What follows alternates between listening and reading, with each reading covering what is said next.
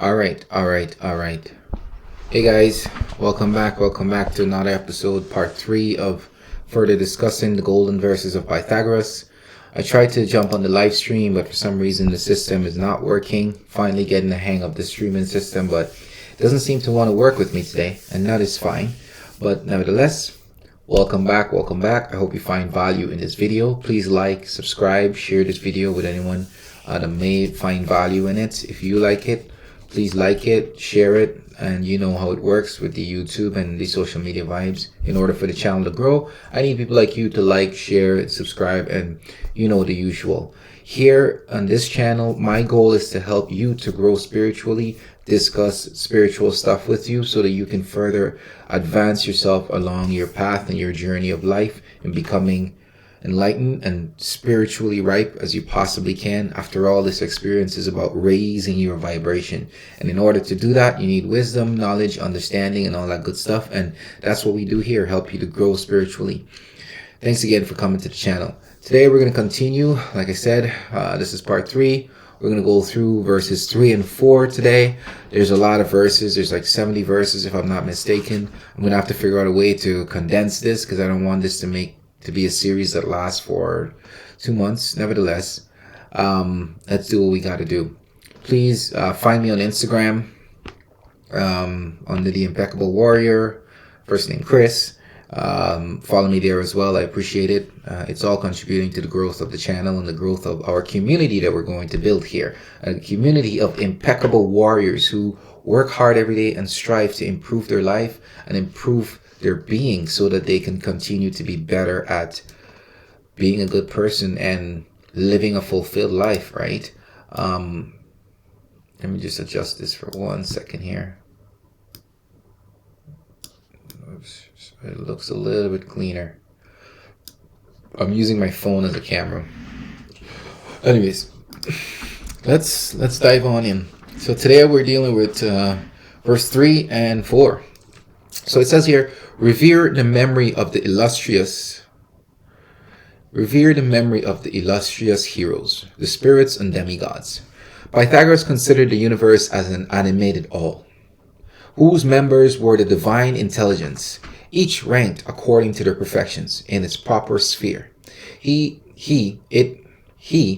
was who first designated this all by the Greek word cosmos. Good to know that Pythagoras is the one who first designated the all as the cosmos, in order to express the beauty, order, and regularity which reigned there. The Latins translated this word by mundus, from which has come the French word mundi. Monday. Good to know.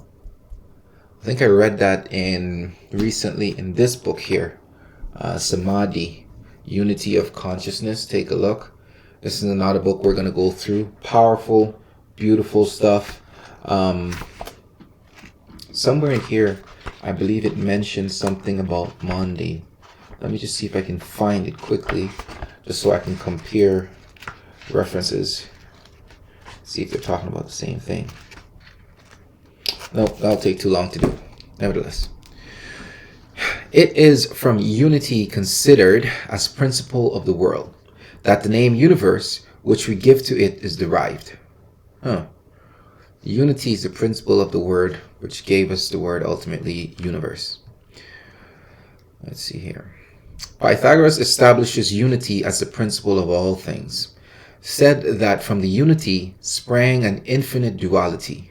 The essence of this unity and the manner in which the duality that emanated from it was finally brought back again, where the most profound mysteries of his doctrine, the subject sacred to the faith of his disciples, and the fundamental points which were forbidden them to reveal. Their explanation was never made in writing. Those who appeared worthy of learning them were content to be taught them by word of mouth. When one was forced by the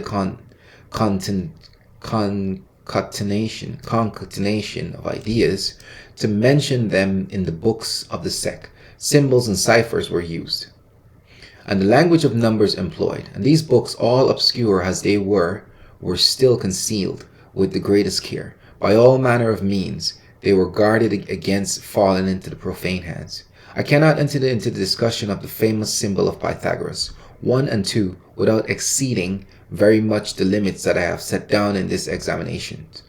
Let it suffice for me to say that he designated God by 1 and matter by 2. He expressed the universe by the number 12, which results in the union of the other two. This number is formed by the multiplication of 3 by 4. That is to say that the philosopher conceived the universal world as composed of 3 particular worlds, which being linked one with the other by means of the 4 elementary modifications, were developed in 12 concentric spheres. The ineffable being which filled these 12 spheres without being understood by anyone was God. So I think what he's talking about here may be the flower of life. That might be exactly what he's referring to. And or the that spirit body, what do you call it? The word is tripping me up. The tetrahedron. The tetrahedron. Am I saying that right? Yeah, the tetrahedron. Your spirit body. That might be what he's referring to in terms of this different sphere, the 12 spheres, etc., etc. The intelligence which people the 3 worlds were firstly the immortal gods, properly so-called, secondly the glorified heroes, thirdly the terrestrial demons. The immortal gods, direct emanations of the uncreated being and the manifestation of its infinite faculties, were thus named because they could not depart from the divine life. That is, they could never fall away from their Father into oblivion, wandering in darkness of ignorance and of impiety. Whereas the soul of men, which produced, according to their degree of purity, glorified heroes and terrestrial demons. Glorified heroes in heaven, terrestrial demons on the earth. There we go. I think one thing we could relate this to is the Egyptian Sphinx. And I'm going to make a reference to the Egyptian Sphinx a lot, you're going to find, mainly because my belief of the Sphinx is that the lower part of the Sphinx represent our bestial self, and the upper part of the Sphinx, where the head is, represents higher man, means man in his divine state, stating that if we dwell in our lowest state, we'll be beast-like. If we dwell in our higher state, we'll be God-like, divine. So, glorified heroes and terrestrial demons were able to depart sometimes from the divine life by voluntary drawing away from God, because the depth of the intellectual essence, according to Pythagoras, and imitated in this by Plato, was only ignorance and impiety. It must be observed that in my translation, I have not rendered the Greek word, I don't know what that word is, by the word demons, salvors, but I'd be saying it in English, and that does not look English. That looks Greek. By the word demons, but by that of spirits. Let me read that again. It must be observed that in my translation, I have not rendered the Greek word something by the word demons, but by that of spirits. Okay. So instead of saying demons, he's saying spirit, on account of the evil meaning that Christianity has attached to it. As I explained in my preceding note, this application of the number 12 to the universe is not at all an arbitrary invention of Pythagoras. It was common to the Chaldeans, to the ancient Egyptians, from whom he had received it. All right. And to the principal peoples of the earth. I'm glad that he mentioned that, Pythagoras didn't just come up with this knowledge. A lot of this knowledge came from the ancient Egyptians. A lot of the things that we have today came from the ancient Egyptians. And they're such mystical group of people that if, I could go back in time and spend one day and pick a place, it would be in ancient Egypt, to see what they lived like, how they operated, their state of mind, their state of being, and the way they carried themselves. Because these people were not like us today. We are so deep within our root chakra and in our animalistic behaviors and ideals that we are so far departed from these great beings that resonated on the earth at that time. Too bad. Nevertheless, our goal as a community is to get back there. If we may not reach to that height, we hope to rise to the highest possible potential as we can. as impeccable warriors. Okay, the distinction of the three worlds. Oh, let me go back. I might be missing something here. Yeah. Ancient Chaldeans, the ancient Egyptian from which he received it, and to the principal peoples of the earth. It gave rise to the institution of the zodiac, whose division into 12 asterisms has been found everywhere existent from time immemorial. The distinction of the three worlds and their development into a number more or less great of the concentric spheres inhabited by intelligence of different degrees of purity were also known before Pythagoras, who in this only spread of the doctrine would he had received at Tyre, at Memphis, and at Babylon. This doctrine was that of the Indians. One finds still today among the Burmans, I don't know if he means to say Brahmins, but he says Burmans, the divisions of all the created beings established in three classes, each of which contains a certain number of species, from the material beings to the spiritual, from the sentient to the intelligent. The Brahmins, it says specifically Brahmins, who count 15 spheres in the universe, appear to unite the three primordial worlds with the 12 concentric spheres, which result from their development. Zoroaster, who admitted the dogma of the three worlds, limited the inferior world to the vortex of the moon. There, according to him, the entire empire of evil and of matter comes to an end. The idea thus conceived has been general. It was that of all the ancient philosophers, and what is very remarkable is that it has been adopted by the Christian theosophists, who certainly were not sufficiently learned to act through imitation. The followers of Basil, those of Valentine, and all of the Gnostics have embedded from this source the system of emanations which has enjoyed such a great renown in the school of Alexandria. According to this system, the absolute unity or God was conceived as the spiritual soul of the universe, the principle of existence, the light of lights. It was believed that the creative unity, inaccessible to the understanding, even produced by emanation, a diffusion of light, which proceeding from the center to the circumference, losing insensible its splendor and its purity in proportion as it receded from its source, ended by being absorbed in the confines of darkness, so that its divergent rays, becoming less and less spiritual and more so repulsed by the darkness, was condensed in commingling with it. Commingling. That's what I think it means. Yeah, commingling with it. Let's go back. So that its divergent rays becomes less and less spiritual and more so repulsed by the darkness, were condensed in commingling with it and taking a material shape, formed all the kinds of the beings that the world contains. Sorry guys, hold on one second. I just want to make sure my mic is quite audible enough, because I think the last video it seemed to be quiet, so let's just make sure it's working well. Thus was admitted between the supreme being and man, and an incalculable chain of intermediary beings whose perfections decrease proportionably with their alienation from the creative principle. All the philosophers and all the sectarians who admired this spiritual hierarchy considered under the relations peculiar to them the different beings of which it was composed. The Persians, magicians who saw their genii more or less perfect, gave them names relative to their perfection, and later made use of these same names to evoke them. From this came the Persian magic, which the Jews, having received by tradition during their captivity in Babylon, called Kabbalah.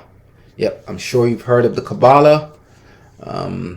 Yeah, I don't need to say much about that, but let's digress.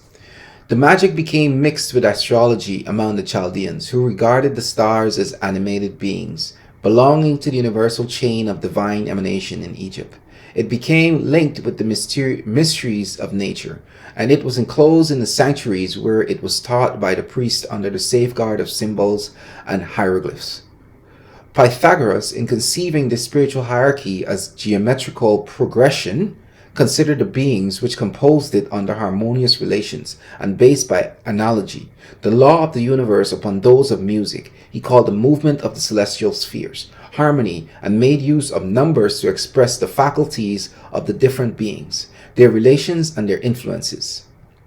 So I love that he states this, because in today's society, people think that the ancient Egyptians, some people say some people don't even know what they were talking about today. Okay, in today's society, we have no idea what the ancient Egyptians were referring to. Well, I don't want to say we, because they are spiritual people who have done enough research and have used the appropriate lens to decipher what the ancient Egyptians were saying. But there are a lot of historians who have no clue. They'll come up and they'll throw a whole bunch of false information at you and claim for it to be true when they're using the inappropriate lens to try and decipher what these guys were saying. And so a lot of times, we have people telling us that the ancient Egyptian worship all these different gods and all this different ignorance, and the truth is, it's not that they worship these gods, but they were trying to break down the different emanations of God, right? So you have all these different ancient Egyptian gods, Heru, Horus, Ma'at,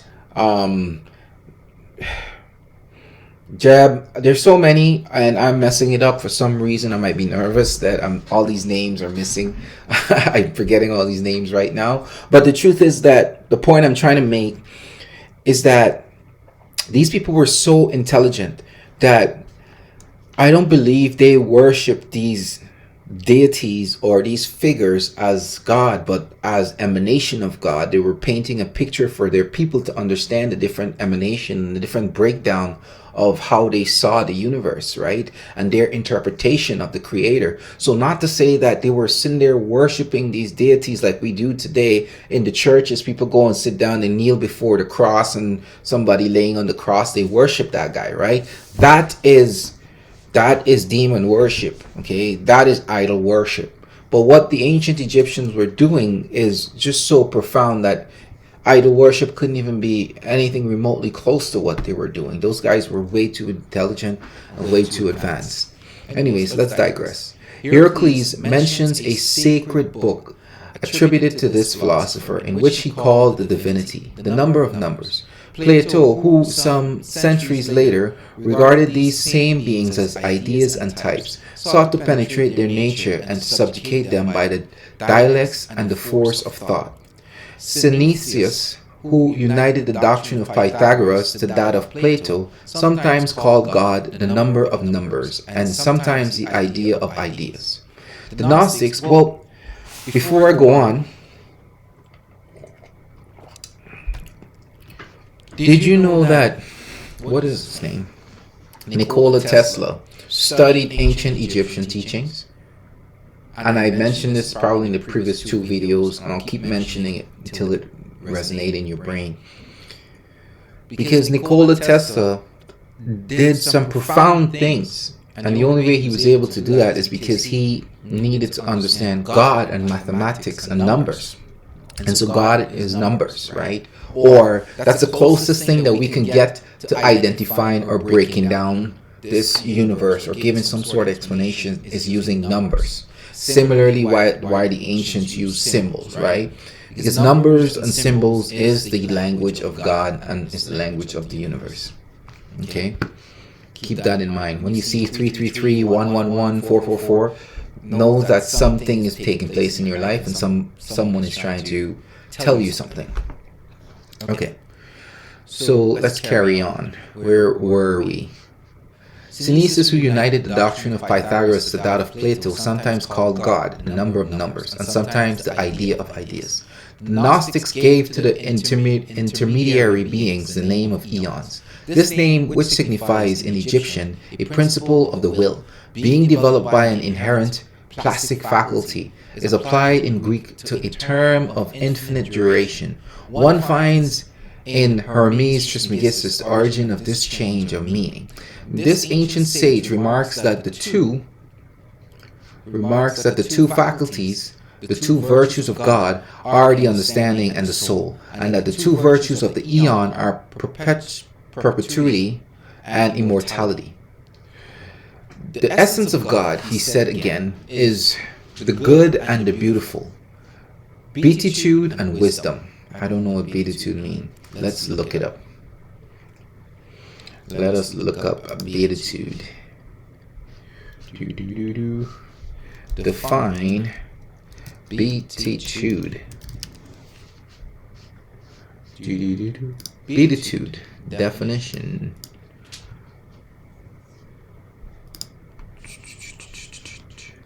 Christianity used as a title for primate, especially of an Eastern church. Primate? What? Supreme blessedness or happiness. Any of the declaration of blessedness made by Jesus. So, beatitude. Address of patriarchy. Alright, gotcha. First explanation, talking about primate. What the hell? Ancient sage remarks the two faculties of God and perpetuality, essence again. Okay. The essence of God, he said again, is good and beautiful, beatitude and wisdom. Alright. The essence of eon is being always the same, but not content with assimilating beings of the celestial hierarchy to ideas, to numbers, or to the plastic principle of the will. There was philosophers who prefer to designate them by the name of words. Plutarch said on one occasion that words, ideas, and divine emanations reside in heaven and in the stars. Philo gives in more than one instances the name of the word to angels, and Clement of Alexandria relates that the Valentinians often called their eons thus. According to the Biosobre, the philosophers and theologians, seeking for terms in which to express incorporeal substances, designated them by some of their attributes or by some of their operations, naming them spirits. On account of the subtlety, I don't know why I butchered that word. On account of the subtlety of their substance, intelligences on account of the thought, words on account of the reason, angels on account of their services, eons on account of their manner of subsisting, always equal, without change, and without alterations. Pythagoras called them gods, heroes, demons. So demons could be related to spirits. Same thing. This author, he just said a couple paragraphs back that basically demons and spirits are the same. It's just the modern day church labeled demons as evil. It's just what they do with everything. They corrupt and pollute everything. Pythagoras called them gods, heroes, demons, related to their respective elevation and the harmonious position of the three worlds which they inhabit. This cosmogonic